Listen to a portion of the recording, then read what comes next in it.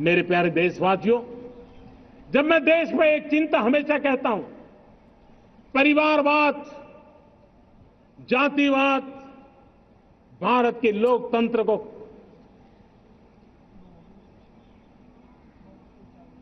बहुत नुकसान कर रहा है। देश को, लोक राजनीति को हमें परिवारवाद और जातिवाद से मुक्ति दिलानी होगी। आज मैं देख रहा हूं मेरे सामने जो नौजवान है, उसमें लिखा हुआ है माय भारत, जिस संगठन का नाम है उसकी चर्चा लिखी है, यहां बहुत बढ़िया तरीके से लिखा हुआ है।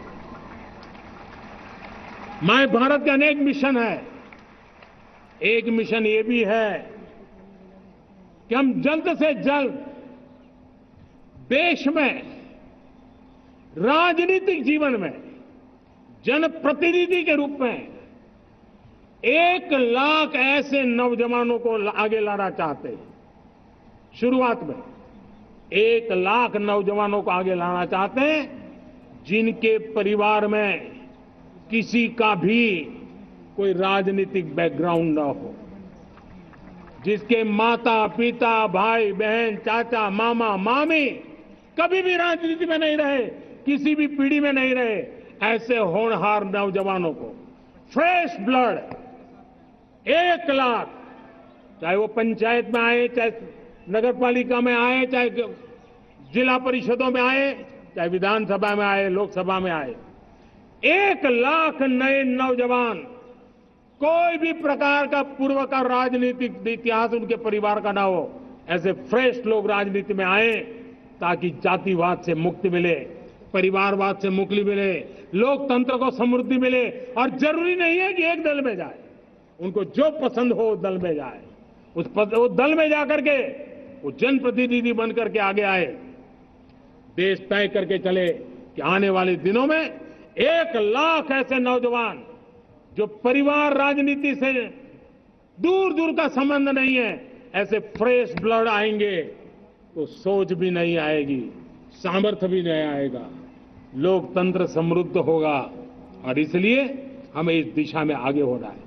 और मैं चाहूंगा कि देश ने बार बार चुनाव इस देश की प्रगति में रुकावट बन रहे हैं, गतिरोध पैदा कर रहे हैं। आज कोई भी योजना को चुनाव के साथ जोड़ देना आसान हो गया है, क्योंकि हर 3 महीने 6 महीने कहीं कहीं चुनाव चल रहा है। कोई भी योजना जाहिर करोगे आप तो मीडिया में देखेंगे, चुनाव आया तो फलाना हो गया, चुनाव आया तो फलाना हो गया। हर काम को चुनाव के रंग से रंग दिया गया है। और इसलिए देश में व्यापक चर्चा हुई है, सभी राजनीतिक दलों ने अपने विचार रखे हैं। एक कमेटी ने बहुत बढ़िया अपना रिपोर्ट तैयार किया है। 1 नेशन 1 इलेक्शन के लिए देश को आगे आना होगा।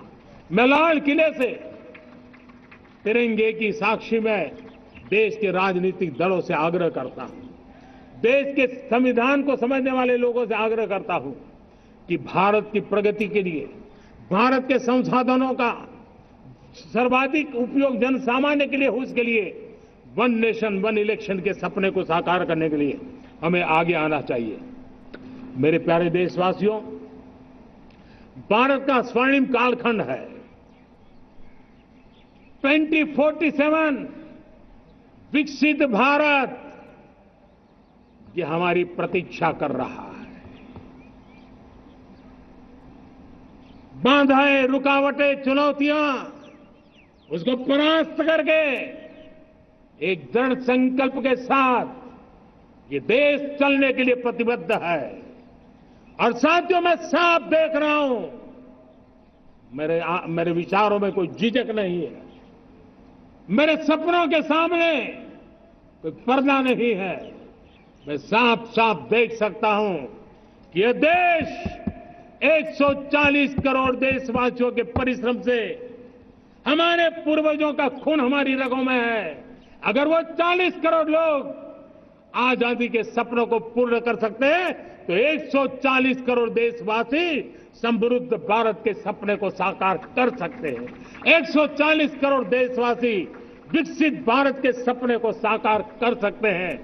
और मैंने पहले भी कहा था कि मेरे तीसरे टर्म में देश तीसरी इकोनॉमी तो बनेगा ही, लेकिन मैं 3 गुना काम करूंगा, 3 गुना तेज गति से काम करूंगा, 3 गुना व्यापकता से काम करूंगा, ताकि देश के लिए जो सपने हैं वो बहुत निकट में पूरे हो।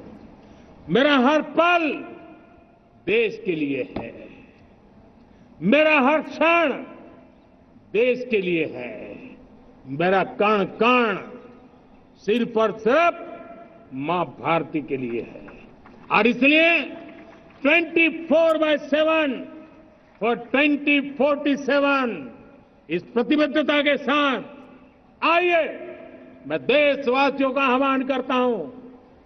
हमारे पूर्वजों ने जो सपने देखे थे, उन सपनों को हम संकल्प बनाए, अपने सपनों को जोड़े, अपने पुरुषार्थ को जोड़े और 21वीं सदी जो भारत की सदी है, उस सदी में स्वर्णिम भारत बना के रहें, उसी सदी में हम विकसित भारत बना के रहें और उन सपनों को पूरा करते हुए आगे बढ़े।